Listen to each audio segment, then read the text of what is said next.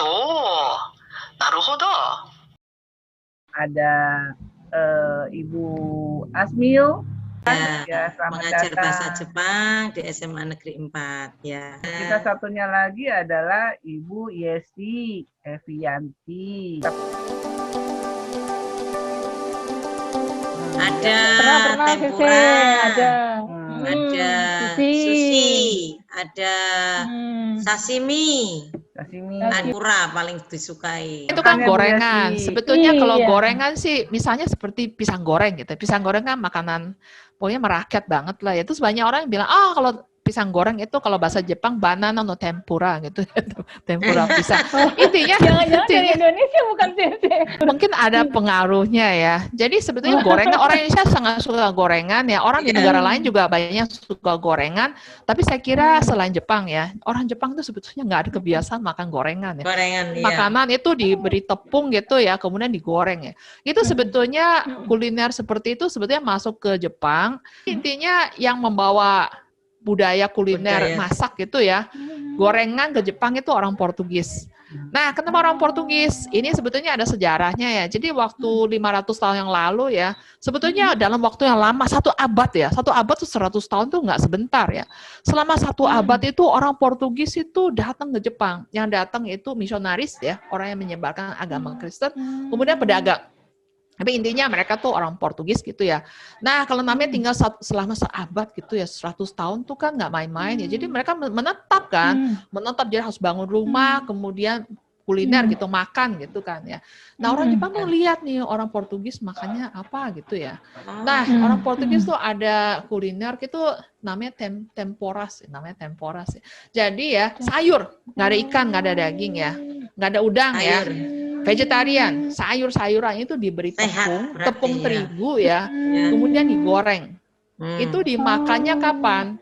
Dimakannya ketika ini dalam Katolik tuh ada masa-masa ini namanya pantang ya. Nah, di masa pantang itu nggak boleh makan daging. Jadi benar vegetarian ya. Di masa tertentu, nah masa itu temporas. Jadi orang Jepang tuh lihat ini kayaknya makanannya enak gitu ya, gorengan enak ya.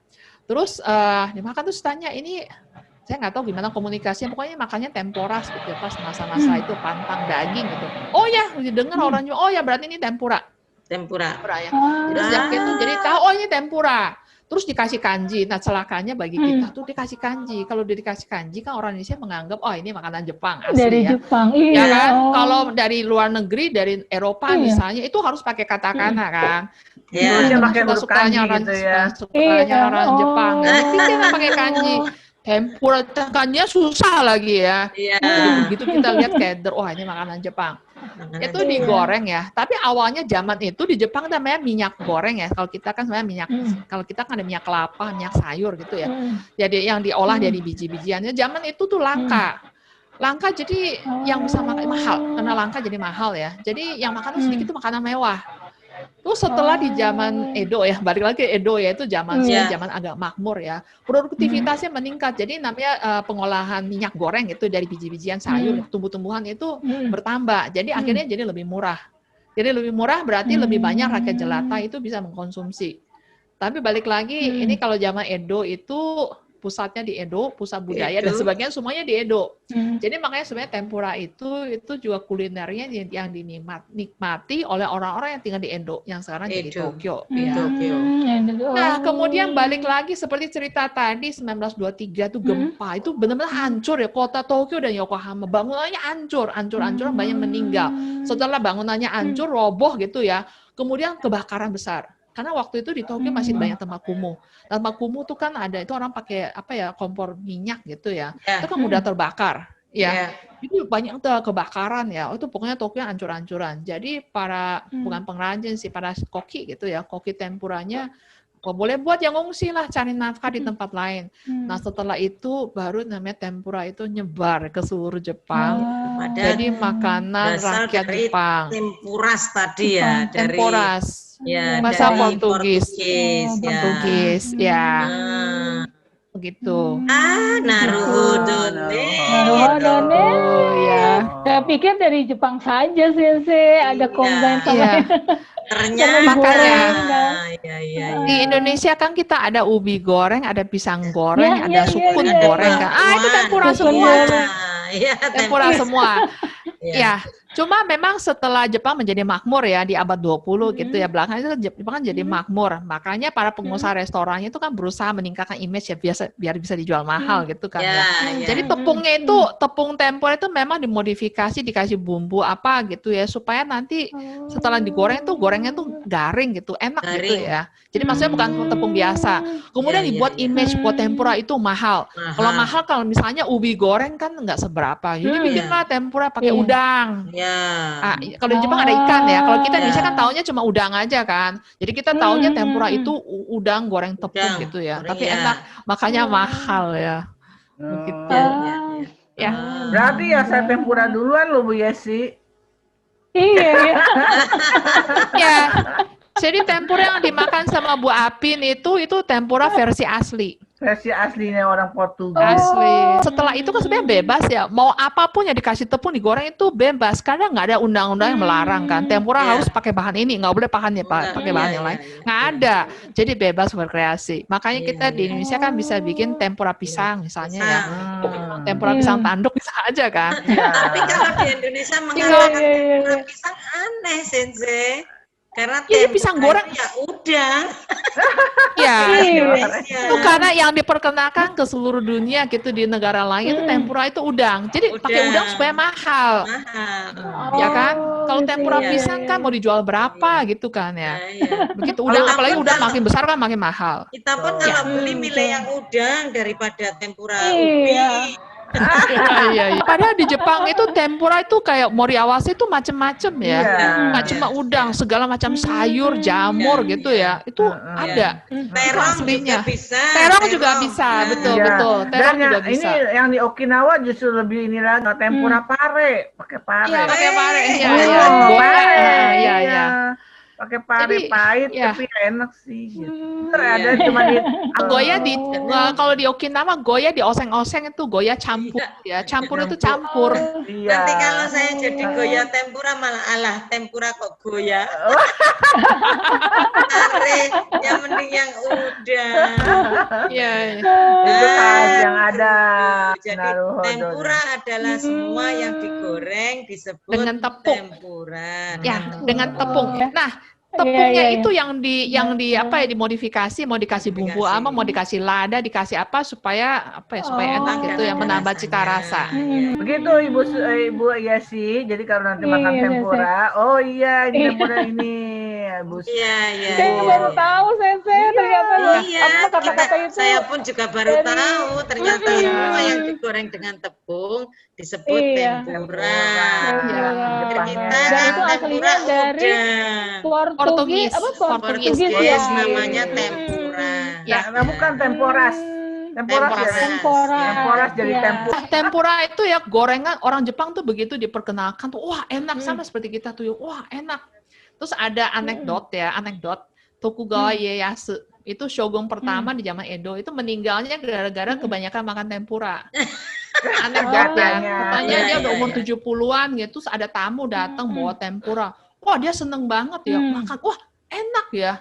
Makanya kebanyakan. Kan goreng-goreng kalau makan banyak kan nggak bagus kan? Ya kan? Apalagi buat orang lansia gitu umur 70-an kan. Meninggal. Enggak nih, tapi ini anekdot ya. Yang begitu ya. Nah, sekarang ada juga tuh makanan Jepang yang kayaknya semua orang tahu ya sampai dibikin lagu gitu ya. Itu sukiyaki. Sukiyaki. Itu pakai huruf Jepang loh sukiyaki ya. Apakah betul sukiyaki juga asalnya asal usulnya memang aslinya Jepang? Sukiyaki itu kalau dilihat gambarnya ya fotonya. Pokoknya intinya tuh daging sapi. Nah, terus di Jepang itu sebetulnya daging sapi dulu tuh pantang. Kenapa pantang? Jadi dulunya itu waktu tahun 675, udah lama banget, 1.500 tahun yang lalu, 400 tahun yang lalu ya. Kaisar Jepang itu masuk agama Buddha. Terus dia jadi penganut agama Buddha yang sangat taat ya. Nah, dalam agama Buddha sebetulnya ada peraturan ahimsa, itu tidak boleh membunuh. Ya, kalau tidak boleh membunuh berarti nggak boleh makan daging hewan. Kalau kita makan daging ayam, sapi, itu kan berarti kita udah membunuh duluan kan, itu nggak boleh. Jadi kaisar itu namanya Kaisar Tenmu ya. Kaisar Tenmu itu mengeluarkan larangan ya, tidak boleh makan daging. Ya, daging hewan gitu ya. Kalau ikan kayaknya sih pengecualian ya. Pokoknya tidak boleh makan daging hewan. Jadi sejak itu secara resmi ya di acara yang resmi itu nggak boleh. Tapi mungkin ada yang ngumpet-ngumpet gitulah di rumah tuh makan. Mungkin ada ya. Tapi secara resmi tidak boleh. Baru ketika di tahun setelah restorasi Meiji, tahun restorasi Meiji itu setelah itu 1872 ya persisnya. Ini ada catatannya resmi gitu, 1872 kaisar waktu itu kaisarnya Meiji ya. Kaisar Meiji secara resmi mencabut larangan yang sudah berlaku sekitar 1.200 tahun, luar biasa kan. Larangan 1.200 tahun ya, baru dicabut. Setelah dicabut, nah beliau itu kan rakyat kan masih ogah gitu, nggak berani makan daging ya, daging karena takut kualat gitu ya nanti